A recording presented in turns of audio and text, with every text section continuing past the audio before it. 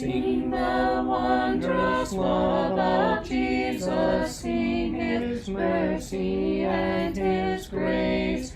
In the mansions bright and blessed, He'll prepare for us a place. When we all get to heaven, what a day of rejoicing that will be. When we all see Jesus, we'll sing and shout the victory. While we walk the pilgrim pathway, clouds will overspread the sky. But when traveling days are...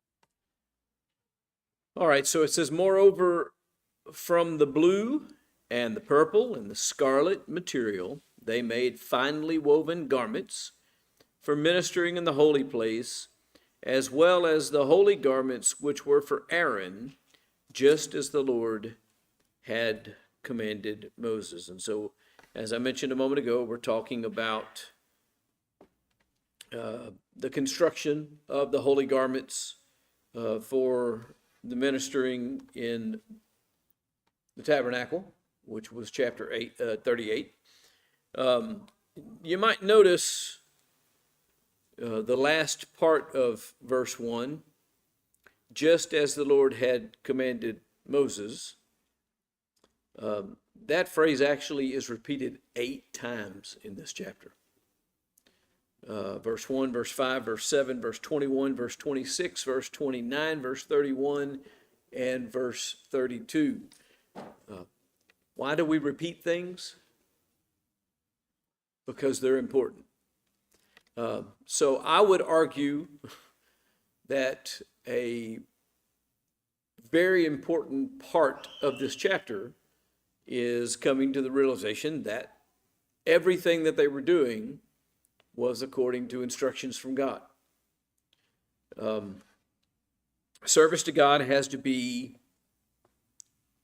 I'll use the term set apart, has to be prepared according to His instruction. We don't just come in. No, go ahead.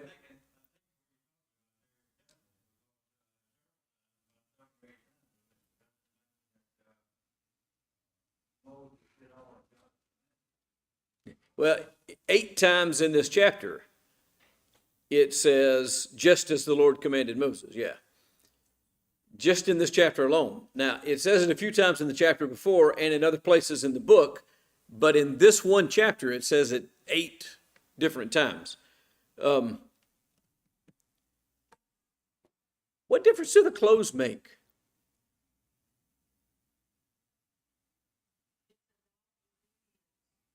Okay, that's a good answer.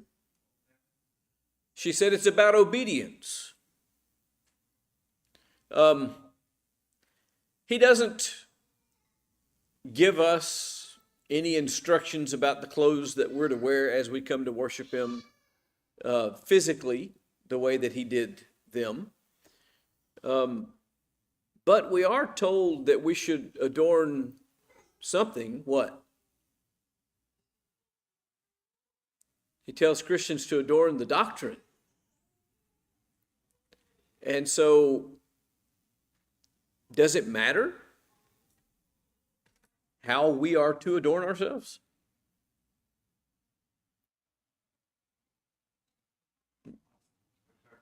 Okay, physically, as long as it's modest, and we'll talk a little bit more about that as we get into the chapter a little bit, but I'm talking, again, New Testament is to adorn the doctrine.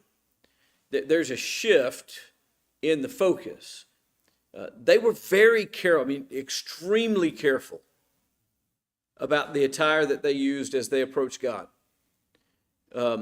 If they hadn't been properly adorned, by the way, even down to their, and this is the King James Version, their linen breeches, their undergarments were prescribed. If they weren't wearing those and they approached God, do you recall what happened to them? They were struck dead. So they could have everything else on except this garment that can't even be seen.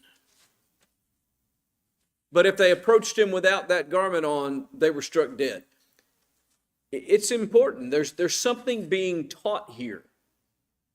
And again, when we get to the New Testament and we make that shift to our adornment is not merely external, but is the internal qualities in which we have, and whether or not we adorn the doctrine as it's put in other places, that is, live according to the commandments of God and live with the character that God would have us live and the morality that God would have us live and the care and the love and the concern and the grace and the forgiveness and all those other things that he would have us to exhibit in our life.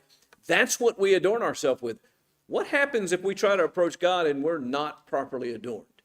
You don't have to answer that question now. Just hold it in your mind, and as we talk about these things tonight, we'll probably get there.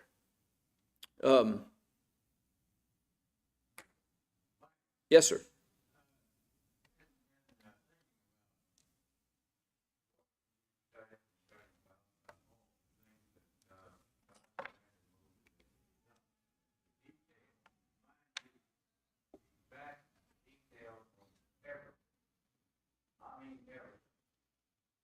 Even to the extent of where we ourselves are having, well, why does this smell like what is that to us?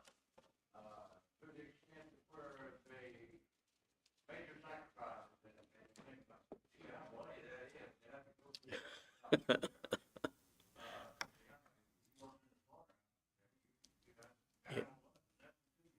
but the detail to me that gone through in all this is God's inspired word.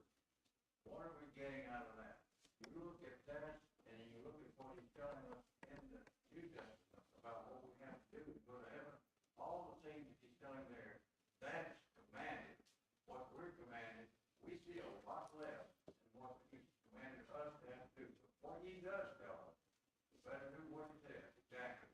A lot of people argue, well, it doesn't say every first day of the week. It doesn't say every, but the first day of the week. You miss one, you miss one. That's a lot of good argument as to why we do it every time. Right. The details that he's going through here is a good example of obedience to his command, no matter what it is. Absolutely. That's the recurring theme of this chapter is paying attention to the details, doing it exactly as commanded. By the way, we're also told in the book of Hebrews in chapter 11 that when Noah built the ark, he built it by faith. In Genesis, we're told that he built it exactly as God commanded it. When Hebrews 11 talks about that, the phrase it uses is Noah prepared the ark by faith. Let us understand that faith, as it's discussed in the Bible, incorporates the idea of doing things exactly as God commands them. That is how we act by faith. And so we have to keep that in mind. So let's continue forward. Starting in verse 2, he made the ephod of gold and of blue and of purple and of scarlet material and fine twisted linen. By the way, on the board behind me is some images of an artist rendering about what these things look like. You can look at a million different renderings. They're all a little bit different. We don't know exactly what they look like. But the big features are all there. They hammered out gold sheets, cut them into threads to be woven in with the blue and the purple and the scarlet material. I'm going to stop right there, and I want you to just think about that for a moment. Taking gold, hammering it out into big sheets, then cutting it into threads so that you can weave those threads in and among the fabric. You're talking about detail and tedious care. That's what that is. Yes, ma'am.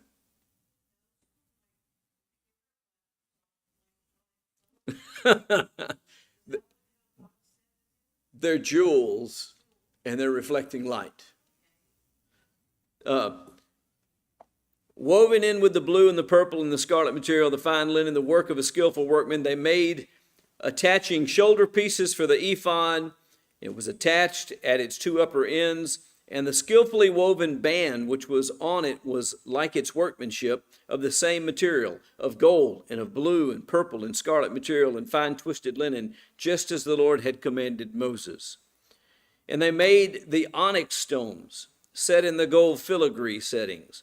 They were engraved like the engravings of a signet, according to the names of the sons of Israel.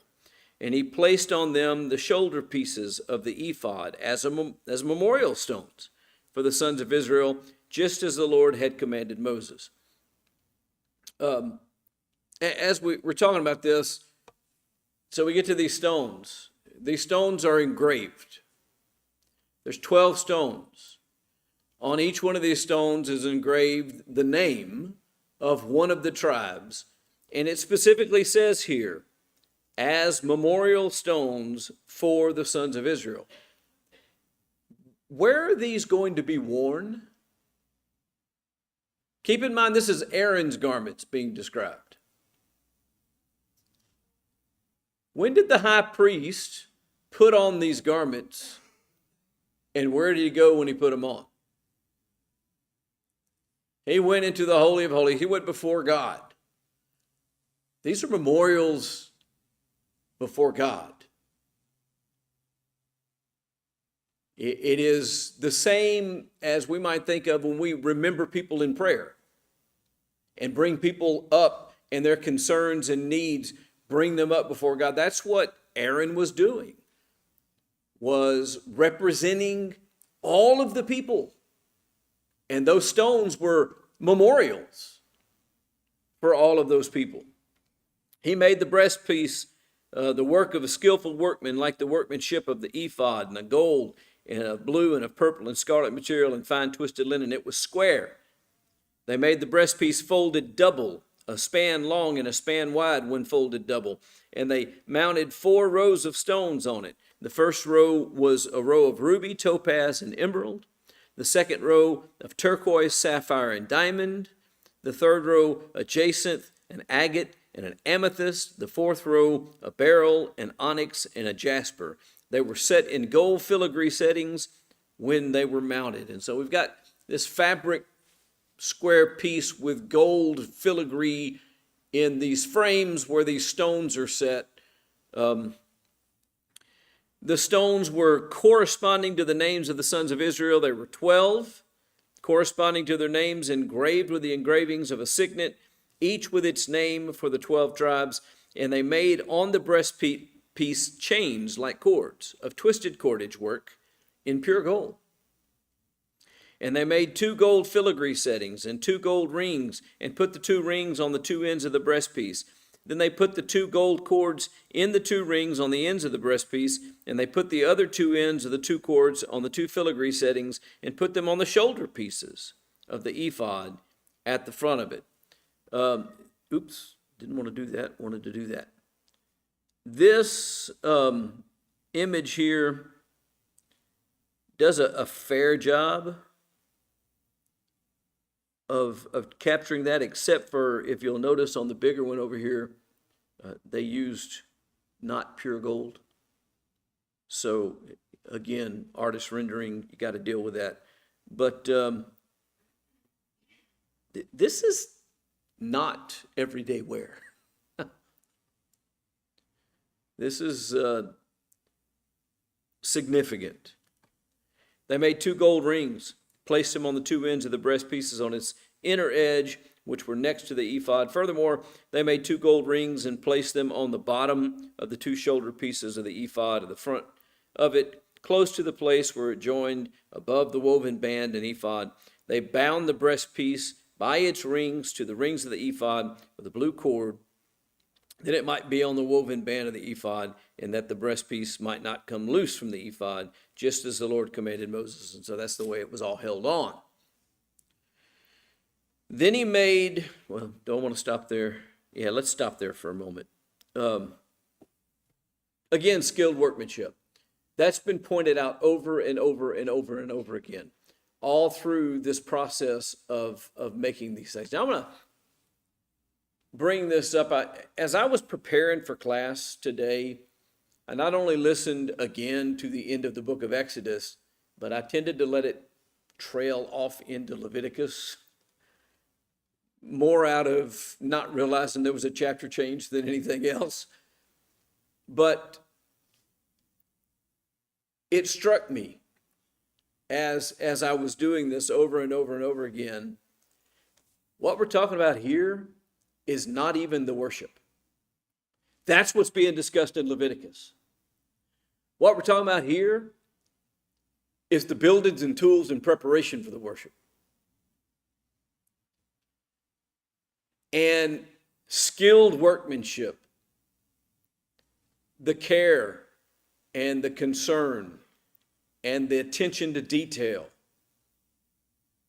And I know artistic people. I got a lot of artistic friends.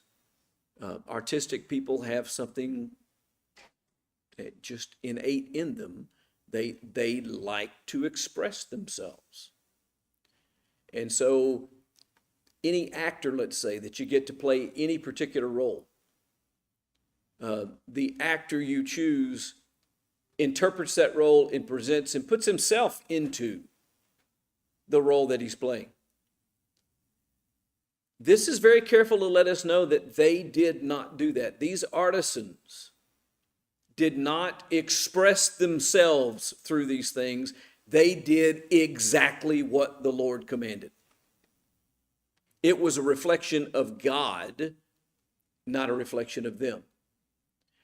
The skill that was used and the beauty of these things was not something that brought glory and honor to the craftsman, but was something that brought glory and honor to God. Yes, sir.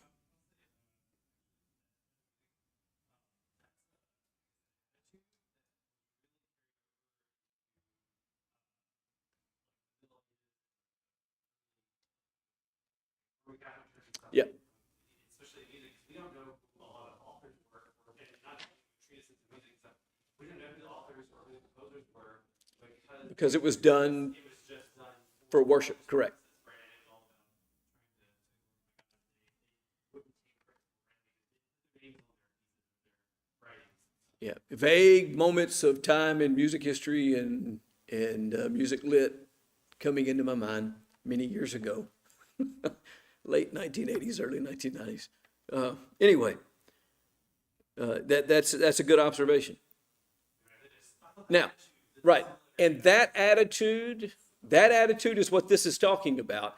That attitude is something that we should hold today. Unfortunately, it's not always what you see. Not even among us. We're not just talking about the other folks. We're talking about ourselves. We need to be careful and recognize that that's one of the reasons why this text has told us repeatedly that God gave them the skill. And the fact of the matter is, when we talk about someone being a born whatever, it's just his God-given nature. We're kind of expressing the same. We're talking about certain things that people are adapted to and able to do, presumably. By the way, this is wrong on so many levels, but presumably with less effort than other people. That's usually not the case. But I can tell you that I don't care how much I practice my trumpet, I will never play like Wynton Marsalis. It's just not going to happen. He has something that I'll never have, which is one reason why I do this instead of trying to do what he does. There was a brief period of time in my life that I thought I might try to do what he does. And then I came face to face with a 5-year-old that told me, by listening to him play, yeah, I'm really behind the curve. Anyway, the point that's being made is exactly the attitude that he's talking about. Using whatever it is that we are able to do. And by the way, this is what 1 Corinthians is talking about, and other places in the New Testament is talking about when it talks about what every member supplies to the working of the whole, to the building up of the body. Not to the building up of the individual members, but to the building up of the body, to the glory of Christ. That is what the focus needs to always be. So how do we do that? Well, we do what we can do, and we pay attention to every detail.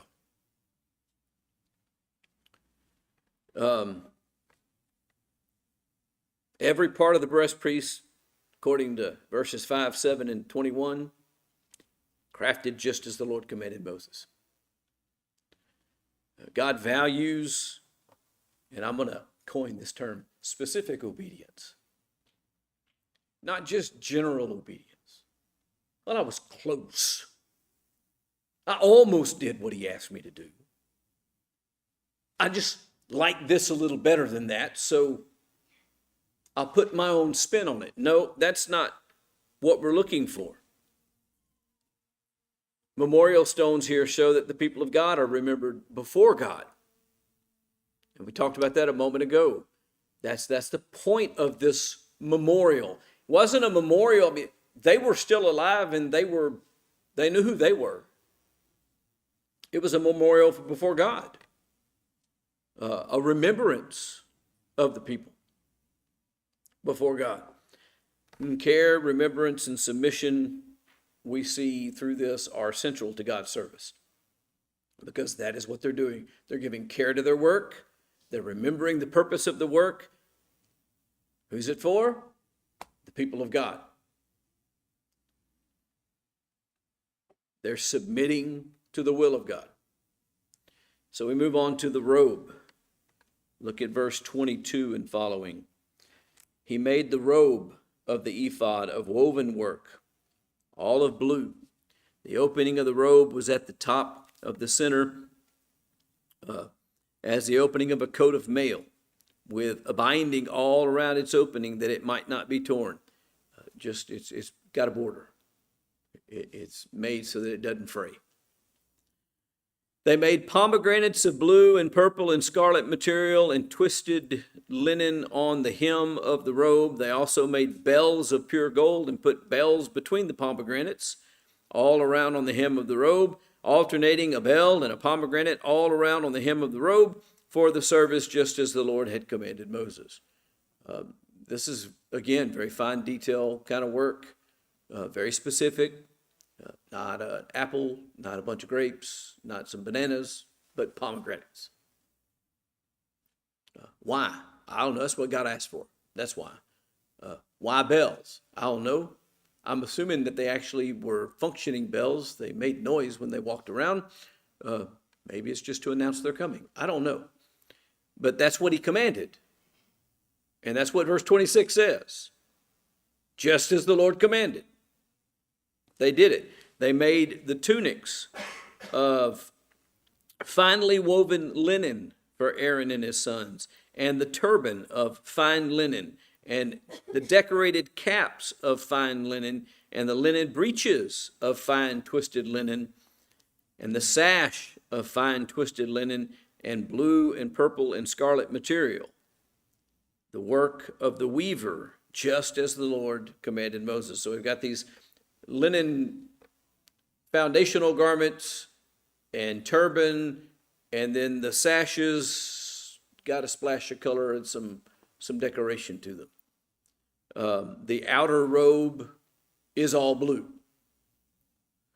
And then we've got the scarlet and the blue and the gold and all those other materials used for the sash. They made the plate, well, let's hold off on that one. We've got this highly decorated outfit. Tunics and caps of fine linen for Aaron and his sons. What does it mean, fine linen? Fine linen means fine linen. It's not just a little bit of linen. It's fine linen. It's fine linen. What's it mean, fine linen?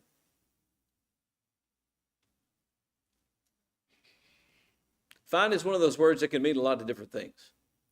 So let's talk a little bit about what it means by fine.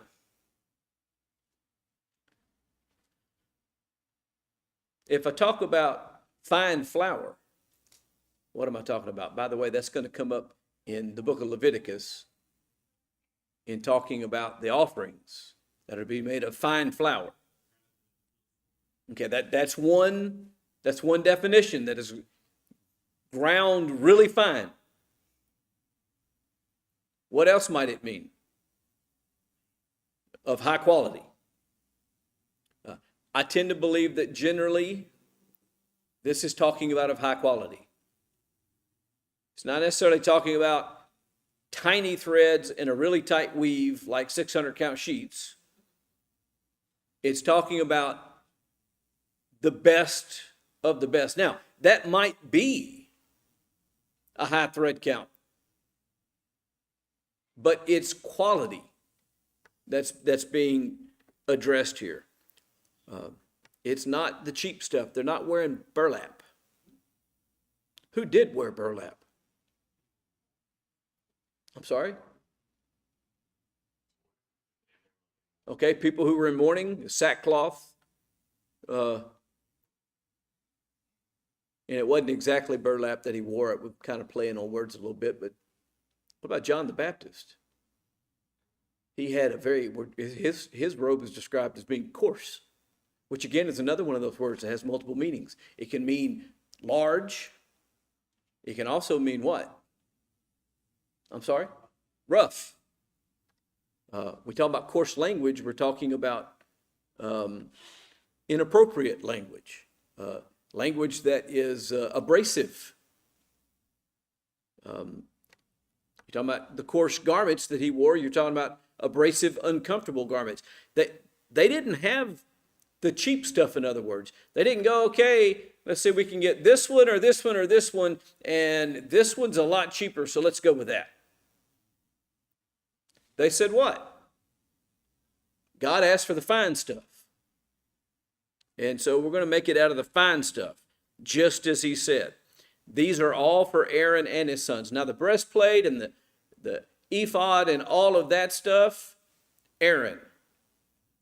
But the robes and the linen breeches and the caps and those, all of Aaron, both Aaron and his sons wore those. Linen sashes and headbands, again made. So we've got this dignity and order and reverence that is being reflected in these things for the people who are in God's service, the people who are going into the holy place, the people who are attending to the things of God. They not only, well, they look dignified and orderly and proper. There's a visual distinction, if you will. Now, right here is one I want to talk to you about some of what I talked about in the very beginning. Turn with me to Matthew 22 to start off with. There's a parable that Jesus teaches in Matthew 22 about a wedding feast that a king is giving. And this parable, just a short version of it, is about God inviting people to come in and dine with him. And there are invited guests, the Jews, who chose not to come. They chose the things of life as being more important. I've got business to do. I've got this going on. I don't have time. So more invitations are sent out. Eventually they go to the main highways. They invite as many people as they can. Whoever will come, they come to the wedding feast. Now, fast forward to verses 11 and 12. Verse 10 is where they go to the roads and invite anybody they can find because the people who were invited were unwilling to come. When the king came in to look at the guests, now I'm going to stop there and just make this observation. Does God care what we look like? Yes, and I am using look the same way Jesus is, symbolically. Does he care what we look like? Well, yes, he's going to come in and look at us. There's no reason to come in and look at someone unless what? Unless you want to see what it's like. When parents go to look at their children's room, why do they do it? To see if it's in order. Especially if you've sent them to their room and told them what? Go pick up. Now, do we find it in order? Occasionally. My mother hardly ever found my room in order. My brother's room, another story. It was very, very meticulously in order a lot of times. Mine was not. Anyway, he come in, says he goes in, and he looks at the guests, and he saw there a man who had no wedding garment. He saw someone who wasn't properly dressed. And he said to him, "Friend, how did you get in here without a wedding garment?" And he was speechless. And the king said to the attendants, "Bind him hand and foot, cast him in the outer darkness. In that place there'll be weeping and gnashing of teeth." Again, it's not talking here about literally our clothes. God hasn't prescribed for us what garments to wear as we approach him in worship, or to designate that we're Christians. In fact, we're going to see in just a moment that he's very clear about the fact that it's not our clothing that designates us as Christians. But this imagery is being used to talk about something much, much more important when we make application of the ideas of this chapter and the detail that's being paid and the care that's being given and the quality of the work.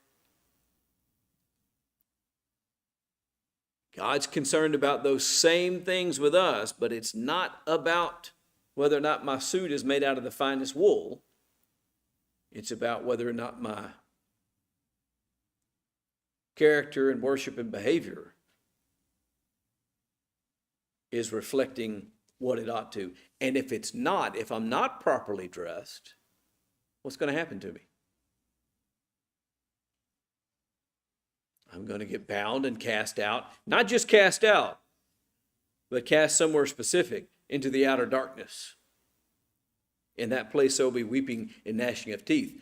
That phrase, the outer darkness, in that place there shall be weeping and gnashing of teeth, always means the same thing. What is it? The place of eternal condemnation.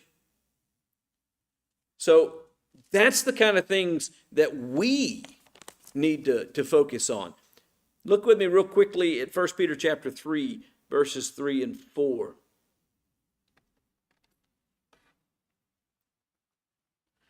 Do not let your adorning be external. Some translations put the word merely in there. I actually like that word being put in there. Don't let your adorning be merely external. Braiding of hair, putting on of gold jewelry, the clothing you wear. I want you to understand, this is not a prohibition against braiding your hair or wearing clothing or wearing gold jewelry. It's really, really interesting to me that the people who try to make this a literal prohibition about what people wear throw out the braiding of hair and they throw out the gold jewelry, but they wear clothes. I'm grateful for that. I'm really grateful for that. However, if this is prohibiting gold jewelry and braided hair, it's also prohibiting the clothing that it mentions. But he's saying, make sure your adorning is not simply the clothing that you wear, but let your adorning be the hidden person of the heart with the imperishable beauty of a gentle and quiet spirit, which in God's sight is very precious. So all of the gold and the diamonds and beryl and jacinth and all the stones and the beautiful fabric and the fine linen and all of those beautiful and glorious things are teaching us about our character as we approach God. And the fact that our character should reflect the attitudes and the values that God has prescribed for us. We should build our adornment with as much care as they built theirs. Yes, sir.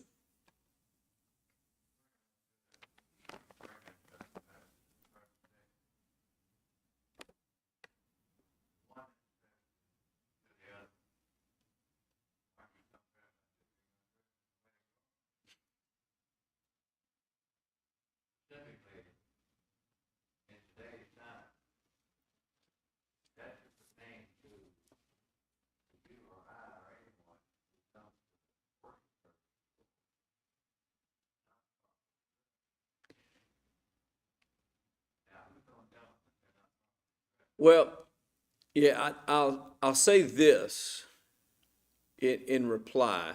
I do think that our attire could reflect a rebellious attitude, and that would be an issue. But again, he hasn't prescribed for us a particular attire. But if I'm disrespectful, and we know what that looks like, if I'm disrespectful in the way that I present myself, that's an issue. It's a very real issue that ought to be taken seriously. Does God require us to wear three-piece suits and ties? No. But I usually do. Anybody have any idea why I might do that? I got to preface this, I had dinner with some folks who I had only seen at worship services ever in my life on Monday evening. And the first thing that was said to me was, "Not in your suit. I don't even know that I'd have recognized you."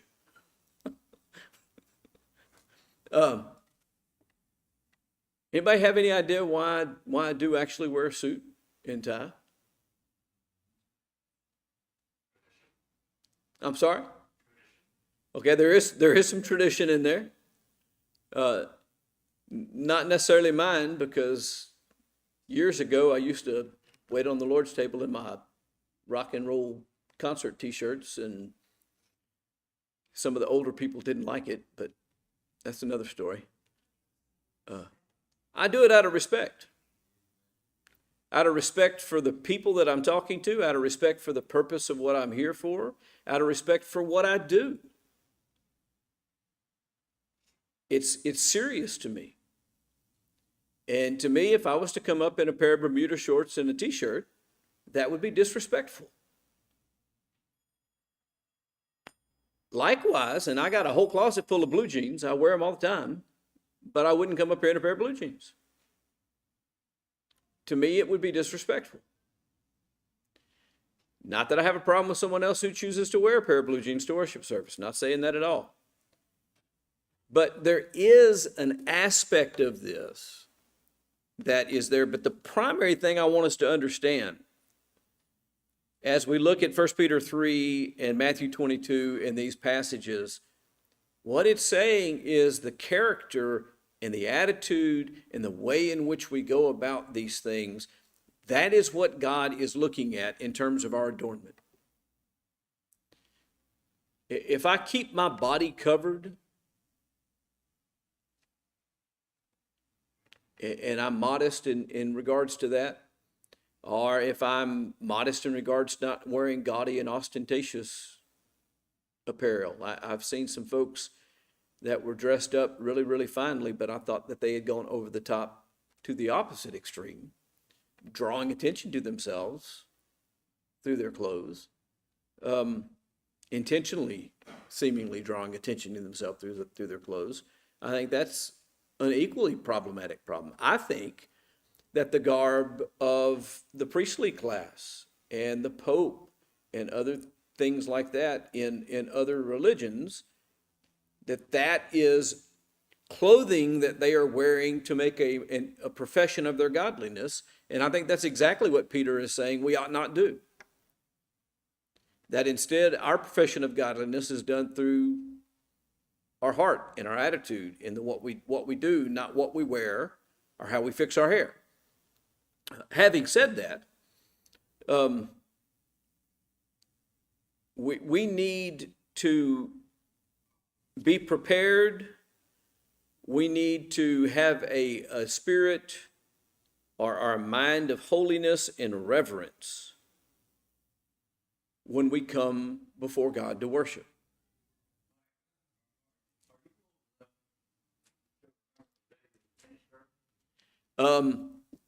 Unfortunately, yes. Unfortunately, yes. Yes, I actually have. Unfortunately.